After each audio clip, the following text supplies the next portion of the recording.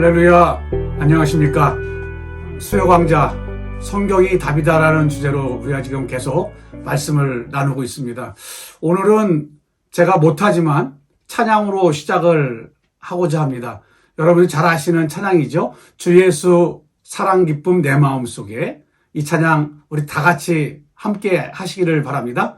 주 예수 사랑 기쁨 내 마음속에, 내 마음속에, 내 마음속에 주 예수 사랑 기쁨 내 마음속에, 내 마음속에 있네. 나는 기뻐요, 정말 기뻐요. 주 예수 사랑 기쁨 내 맘에. 나는 기뻐요, 정말 기뻐요. 주 예수 사랑 기쁨 내 맘에. 어떻게 저 혼자 찬양했는데 이 찬양 들으시면서 기쁨이 여러분들 마음속에 넘쳐나십니까? 아니면 왠지 비웃고 싶은 생각이 드십니까? 뭐 어떤 방법이 됐건 여러분들에게 조금이나마 웃음을 주었다면 또한 저는 기쁩니다. 오늘 주제가 기쁨이라는 겁니다. 성경에서 말씀하고 있는 기쁨, 우리 생활 속에서 우리는 어떠한 기쁨의 삶을 살아가고 있는가라는 그러한 질문 속에서 나는 왜 이렇게 슬프지? 나는 또 오늘 기쁜가? 즐거웠나? 라는 그런 질문들을 우리 스스로가 할 때가 참 많이 있습니다. 예수님께서는 이 세상을 마치면서 우리들로 하여금 기쁨을 주겠다. 또 그 우리들의 기쁨을 위해서 당신이 십자가를 지셨다라는 그런 표현을 성경에서 말씀하고 있습니다. 요한복음 17장 13절 말씀인데요. 제가 봉독하겠습니다. 지금 내가 아버지께로 가오니 내가 세상에서 이 말을 하옵는 것은 그들로 내 기쁨을 그들 안에 충만히 가지게 하려 함이니이다. 이제 하나님께로 가는데 세상에서 예수님이 말씀하신 게 뭐냐면 예수님이 가지고 있는 그 부활의 기쁨, 죽음과 절망과 고난과 역경을 이기고 나간 그 부활의 기쁨을 세상 사람들에게 말씀하고자 한다라는 그런 깊은 의미가 있습니다. 여러분들에게 또 오늘도 질문 하나를 좀 드리겠습니다. 신앙생활을 하면서 기쁨의 감격을 경험해 보신 적이 있는가요? 참 어떻게 보면 형식 속에서 또 크리스찬으로 살아가는데 내 신앙이 참 신나고 즐겁고 어떤 그러한 기쁨의 감격이 있는가. 왜 그러냐면 기쁨을 경험하지 못하면 경직된 삶을 살아갈 수밖에 없습니다. 그러다 보면 창의력을 상실하게 되죠. 아이들도 이제 교육을 하다 보면 그 아이들의 그 창의력을 끌어내기 위해서는 게임이라든가 어떤 역할놀이라든가 그들이 원하는 기쁜 그러한 공부를 하게 할 때 그때 이제 창의력이 나타난다고 그러잖아요. 근데 이제 그것이 이제 성장을 해서 보면 어른이 되어서 보면 인간의 참된 가치가 없습니다. 기쁨이 없으면. 현대병 중에 제일 그 위험한 것이 이제 우울증 아니겠어요? 그 우울증은 또 뭐 스타라든가 했던 사람들에게는 뭐 공황장애라고 그런가요? 그런 걸로 또 질병으로 찾아오는 지금 시대가 그런 시대입니다. 참된 가치를 잃어버리게 됩니다. 현대인들의 그런 모습들을 보면 참 어떻게 보면 기쁨을 찾아보기 힘들지요. 뉴스에 뭐 결과 볼 때는 뭐 다 기쁨보다는 슬픈 이야기들이 많이 나오고 있습니다. 그러면 세상적으로 보편적으로 볼 때 기쁨을 말하는 것이 뭡니까? 세상적인 그 기쁨, 그건 뭐예요? 인간의 욕망을 채워가는 값싼 기쁨이다. 저는 그렇게 표현합니다. 그러니까 인간의 욕심을 채워가는 것이 야, 나 이루었어, 뭘 했어, 뭐 세상 말로 뭐 로또 복권에 당첨됐어, 뭐 환호하지요. 환호하지만 여러분들이 잘 아시다시피 전 세계적으로 로또 복권에 당첨된 사람은 80% 이상이 불행한 인생의 종말을 가져왔다라는 거죠. 그게 왜냐면 세상의 욕망이라는 것은 깊이가 없습니다. 깊이가 없어요. 그러다 보니까 계속 갈급합니다. 뭔가 채워진 것 같은데 또 다른 것을 채우기를 원하는 그런 것을 기쁨이라고 말하고 있습니다. 또 관계성에서도 기쁨이 있어야 되는데 지금은 개인주의가 되다 보니까 관계성의 기쁨을 찾아볼 수 없는 그런 시대가 되어졌습니다.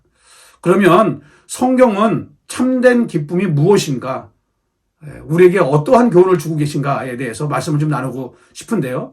성경에 말씀하시는 참된 기쁨은 주님과의 동행을 말하고 있습니다. 주님과의 동행. 임마누엘 하나님 이렇게 표현하죠. 주님이 우리와 함께 하신다. 여러분, 다윗은 하나님의 말씀이 꿀송이보다 달다 이렇게 표현하고 있습니다. 여러분들이 성경 말씀을 좀 이렇게 읽으실 때 아니면 또 목사의 설교를 듣거나 또 어디 뭐 방송에서 설교 말씀을 들을 때 참 저 말씀이 꿀송이보다 달다. 그런 어떤 말씀을 통한 기쁨을 얻어보신 적이 얼마나 있습니까? 여러분, 남녀가 이제 연애를 할 때 어떤 말을 하건 웃습니다. 그리고 기뻐합니다. 또 나와 관계가 좋은 사람들을 만나서 이야기를 하면 서로 즐겁습니다. 기쁩니다. 그만큼 관계에서 얻어지는 그 기쁨은 굉장히 중요합니다. 그렇기 때문에 성경에서 주님을 만나고 주님의 말씀으로 믿고 나가는 우리는 성경을 통하여서 영원한 세상에서 경험해 보지 못한 그 하나님이 말씀하시는 그 기쁨을 저와 여러분은 경험하기를 간절히 소망합니다.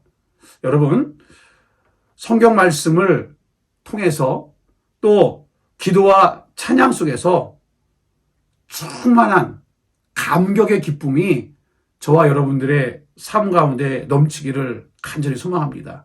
이제 우리가 이러한 말씀을 통해서 이제 주님과 동행하는 그러한 기쁨을 경험하시고 또 그 기쁨을 나와 친한 사람들, 세론도 될 수 있고요. 교회 공동체 또 성도님들도 될 수 있고 또 가족들도 될 수 있고 그래서 가족 공동체에서는 서로 기쁨을 나누고 즐거운 그러한 모습이 있어져야 되지 않을까 그렇게 싶습니다. 또 하나 이제 여러분들에게 질문 드리고 싶은 것은요. 교회에서 교회 공동체에서 기쁨을 경험하고 계십니까? 나는 크리스찬이기 때문에 뭐 특별히 갈 교회가 없어서 뭐 이런 어떤 의식 속에서 문화교회에서 공동체 생활을 한다 그런다면 참 요새같이 험한 세대에 너무나 삭막하지요. 진짜 하나님의 사랑을 경험할 수 있는 공동체, 또 주님의 말씀이 선포되어질 때 기쁨으로 받아서 할렐루야를 외칠 수 있는, 아멘을 외칠 수 있는 그러한 교회 공동체. 그것은 관계성에서 서로 알 수가 있는 거죠. 그러면 성경은 우리에게 이 공동체에서 어떻게 하라고 말씀하고 계신가요? 데살로니가전서 5장 16절에서 18절까지 말씀입니다. 항상 기뻐하라, 쉬지 말고 기도하라, 범사에 감사하라. 이것이 그리스도 예수 안에서 너희를 향하신 하나님의 뜻이니라. 너무나 많이 배워왔고 알고 있는 그런 성경 말씀입니다. 여러분, 교회 공동체의 구성원은 다양한 사람들이 모여 있습니다. 기질도 다양하고요. 취미도 다양하고요. 성격도 다양하고요. 그 다음에 가지고 있는 문화적 배경도 다양하고 경제적인 수준도 다양하고 그죠? 또 키 크기도 다양하고 다양합니다. 그 다양함 속에서 뭔가를 하나를 만들어낼 수 있는 그런 감격의 기쁨을 경험할 수 있는 것, 그것은 성경이죠. 하나님의 말씀입니다. 그래서 항상 기뻐하라. 이것은 누구다? 무엇이다? 이것은 하나님의 뜻이다라는 거예요. 항상 기뻐하는 것은 하나님의 뜻이다. 교회 공동체의 일원은 여러분 어떠한 새 성도님이 들어오셨어요? 아니면 우리 셀 가족 공동체에서 또 서로들 관계를 알아가요. 그러면 사람들이 이제 아는 것은 뭐냐면 자꾸만 약점이 보입니다. 그 사람의 허물이 보여요. 그럴 때 진짜 우리가 건강한 공동체로 나가기 위해서는 허물을 덮어야 됩니다. 예. 그 허물을 덮고 용서하고 위로하면요, 서로가 기쁩니다. 그래서 여러분, 우리 문화교회에서 많이 경험들 하셨지만, 우리가 치유수양에 가서 그렇게 서로를 용서를 하고 서로를 배려를 하고 그러고 나면은 새로운 영적인 힘이 생기잖아요. 기쁘기 때문에 그렇습니다. 기쁘기 때문에. 그래서 허물을 덮어주고 사랑을 실천하는 공동체. 이것이 주님께서 항상 기뻐하라고 데살로니가 교회에 말씀하신 그 하나님의 뜻을 이루는 그런 교회 공동체가 아닌가 싶습니다. 그 사랑의 공동체를 경험할 때 기쁨이 넘치는 거죠. 그죠? 그래서 이 코로나19가 종식이 되어지면 저는 뭐 종식이 되어진다라는 그러한 어떤 모습만 보이면 어떻게든지 성도님들이 기쁨으로 하나가 될 수 있는 뭐 축제를 만들어서 서로 나눔을 가질 수 있는 그러한 모습으로 우리가 나갔으면 좋겠습니다. 또 청년들 이야기를 좀 하면요. 청년들을 관찰해 보면 어느 날 갑자기 남자 청년이고 여자 청년이고 실실 웃는 청년들이 있어요. 그래가지고 얼마 안 가서 보면 그 청년들은 애인이 생겼다는 겁니다.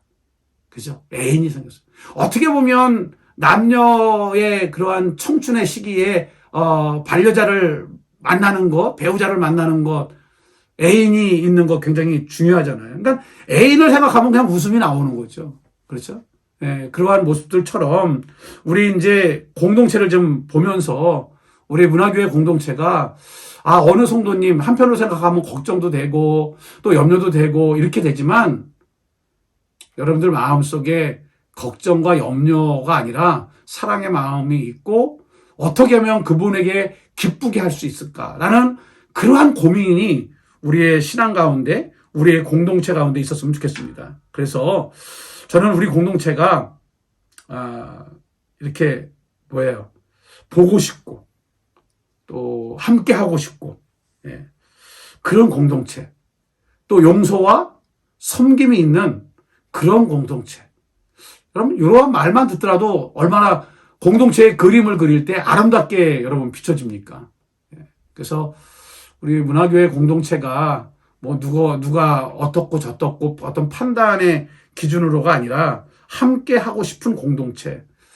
어떻게 하면 공동체를 섬길 수 있을까라는 그러한 속에서 항상 이 주님께서 말씀하신 말씀처럼 항상 기도할 수 있는 또 서로 배려할 수 있는 그렇게 해서 서로를 위해 섬길 수 있는 그런 공동체.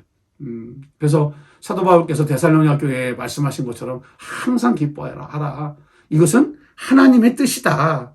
라고 이야기를 하고 있습니다. 여러분 참 슬픈 것은 현대의 문화를 보면 뭐 드라마를 보거나 뭐 영화를 보거나 어떤 이런 신문 기사거리를 보면 가짜를 진짜처럼 이야기하는 부분이 참 많이 있어요. 그렇죠? 저건 잘못된 건데 저건 가짜인데 어떤 그런 의식이 있는데 이런 말이 있더라고요. 진짜를 알면 가짜에 목숨을 걸지 않는다. 진짜를 알면 가짜에 목숨을 걸지 않는다. 이러한 말이 있는데요. 주님이 십자가를 지시고 주님이 나약한 모습으로 인간의 참 비극적인 그런 십자가 처형을 당하셨는데요. 많은 사람들이 주님을 떠나지요. 가짜인 줄 알았잖아요. 근데 예수 그리스도의 부활은 진짜였어요. 영원한 생명의 주로 우리한테 오셨잖아요. 그 부활의 신앙. 세상에서 주어지는 그 소유의 어떤 욕망에 그러한 기쁨에 속지 마시고 조금 투박하지만 조금 나하고 취미도 안 맞고 나하고 다른 것이 많지만 우리의 신앙 가운데 우리의 교회 공동체 가운데 기쁨을 여러분 소유하시고 또 기쁨의 감격을 그런 경험하는 그러한 저와 여러분 되기를 간절히 소망합니다. 그래서 저는 때로는 그렇게 생각해요. 교회는 즐거워야 된다. 즐거워야 된다. 그래서 저희 문화교회 문화교회 주일 예배를 저는 축제 예배라는 그런 단어를 씁니다. 축제 페스티벌이 돼야죠. 그래서 좀 즐겁고 뭔가 기대되어지고 이번 주일도 그렇게 기대하는 마음으로 제가 설교를 준비하고 예배를 준비하고 지금 40일 기도학교가 진행되고 있는데 매일매일 새벽마다 그러한 기대 속에서 말씀을 보고 또 은혜를 받습니다. 저와 여러분이 주님께서 공급하시는 그 기쁨으로 하나가 되어질 수 있는 우리 문화교회 공동체 되기를 간절히 소망합니다. 기도하겠습니다. 참으로 이 시대는 웃음을 잃어버린 그러한 시대이고 개인의 욕망을 채우는 것이 기쁨인 것으로 착각하는 그러한 시대입니다. 주님께서 우리를 위해서 십자가에 달려 돌아가셨고 우리를 구원하시는 그 감격의 그 기쁨을 아버지 하나님 부활로 나타나셨습니다. 오늘 요한복음 17장에서도 우리에게 주시는 그 기쁨을 맛보게 하기 위함이라고 주님께서 말씀하신 것처럼 우리가 교회 공동체에서 서로 섬기고 아름다운 그러한 섬김을 통하여서 주님이 공급하시는 기쁨을 경험하게 하옵소서. 감사드리며 예수님의 이름으로 기도합니다. 아멘.